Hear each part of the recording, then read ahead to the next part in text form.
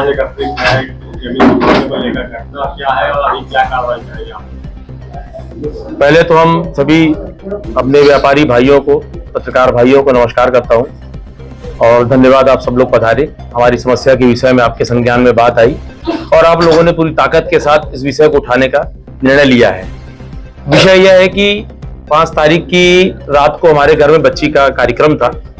उस कार्यक्रम के दौरान हमारी एक जमीन है चौराटा में, मेन रोड में, और उसी हमारी जमीन के पीछे रिटायर्ड डीएसपी पीएल अवस्थी का मकान है, फार्म हाउस है 3.5 एकड़ का।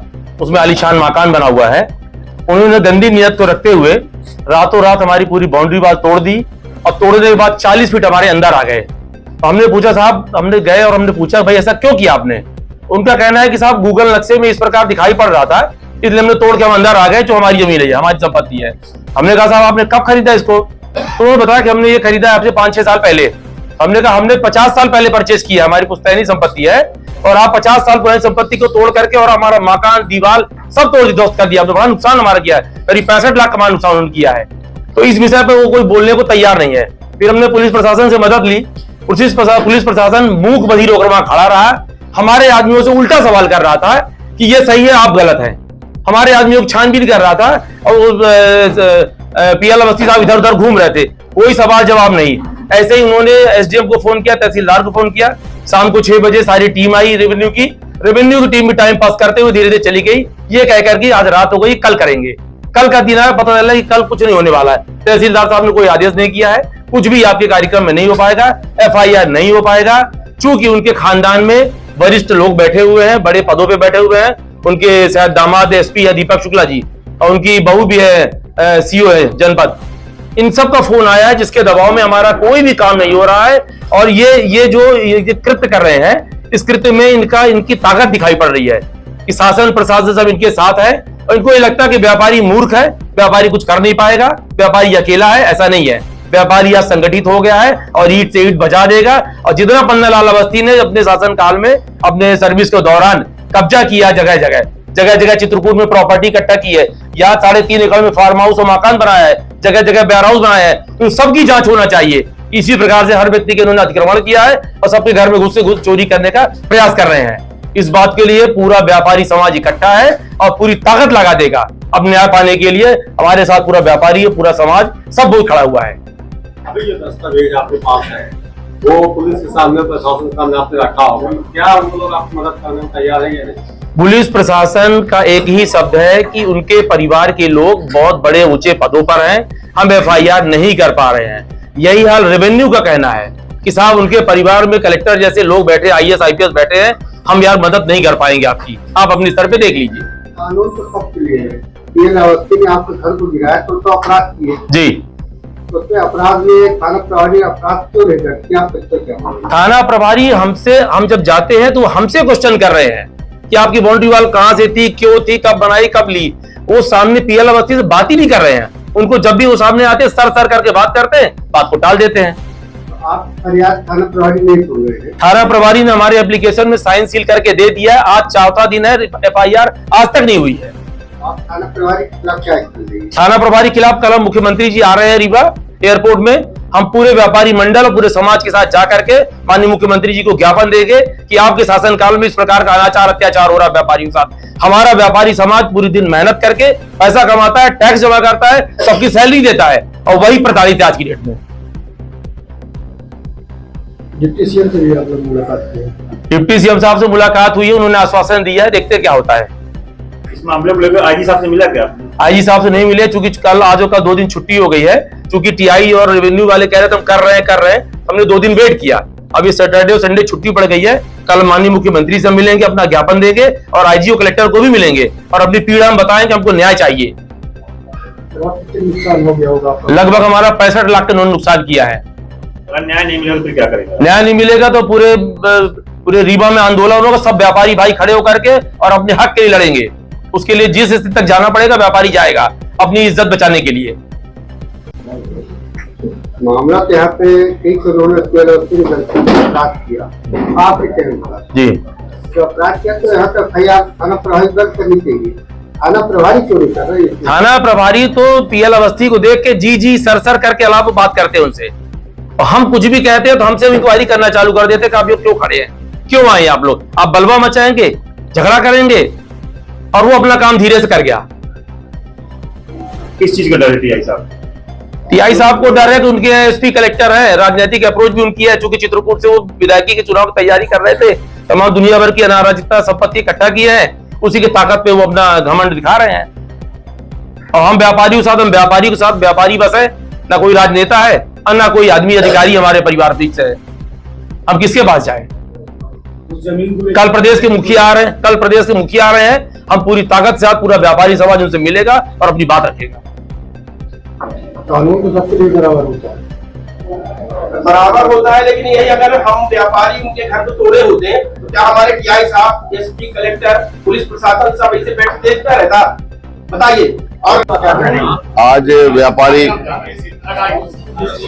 आज व्यापारी अपनी मेहनत की कमाई जो करता है और दाना चुन के जो इकट्ठी करता है, उस पे ये चीजें होना व्यापारियों के लिए बड़ी विबड़ना है, मतलब परेशानी है कि हमने जो मेहनत की कमाई करके जो धन अर्जित या करके जमीनें अर्जित की, उस पे कब्जा करना, ये बहुत सारा ऐसा लगता है कि हम लोगों का जीवन व्यापार में बीत के वहीं तक सीमित रह जाना है और दूसरे हम लोगों की मेहनत की कमाई हड़प जाते हैं।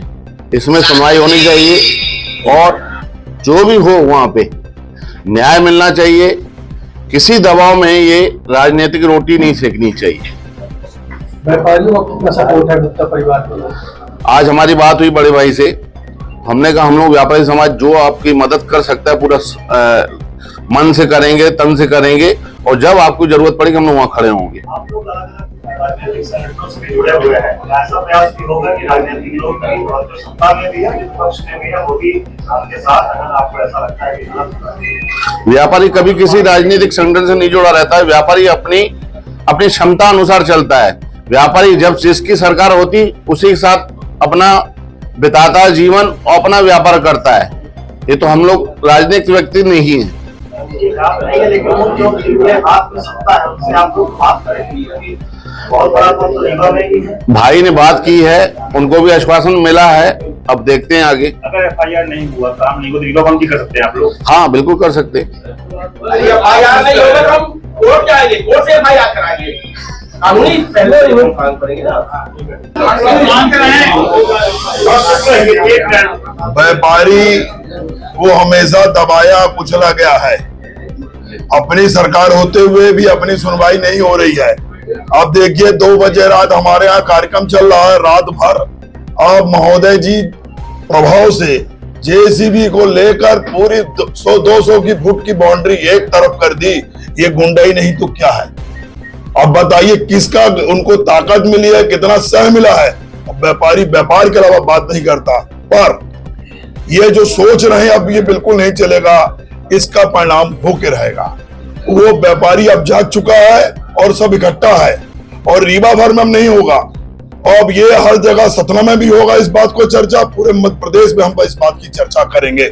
व्यापारी के साथ अन्याय हो रहा है। अब अपन चलेंगे चाल तो पूरे मध्य प्रदेश को कवर करके हुए चलेंगे। अब व्यापारी शांत नहीं बैठेगा, इस बात को ध्यान रखिए। धन्यवाद।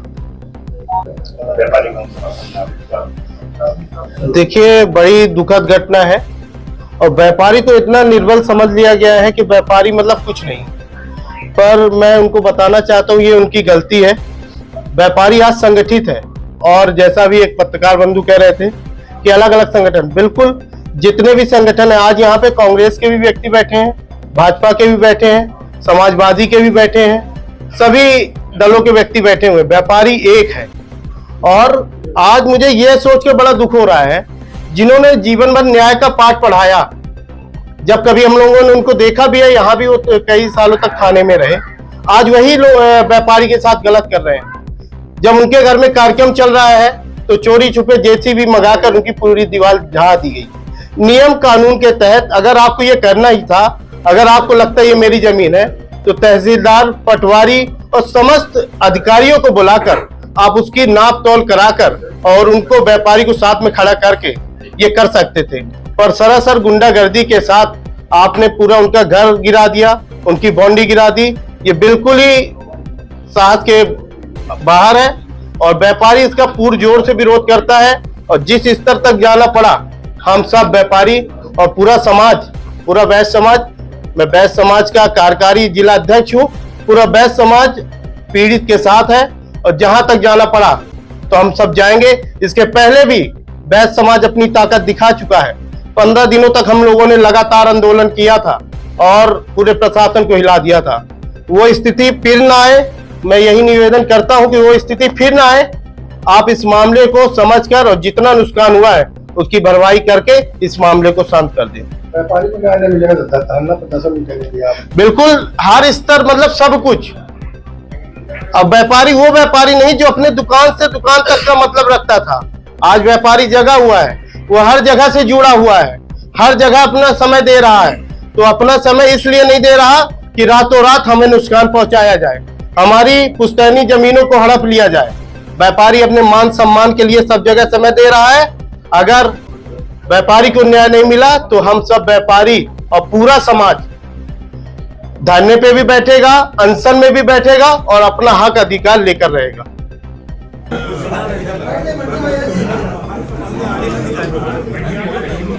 वो टेबल हटवा देते तो वो कुर्सी आ जाती।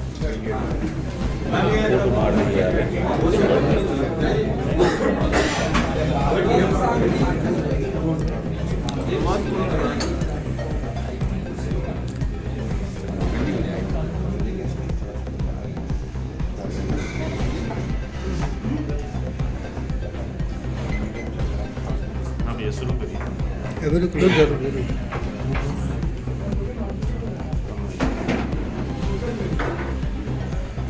विज्ञप्ति के लिए ठीक है ना।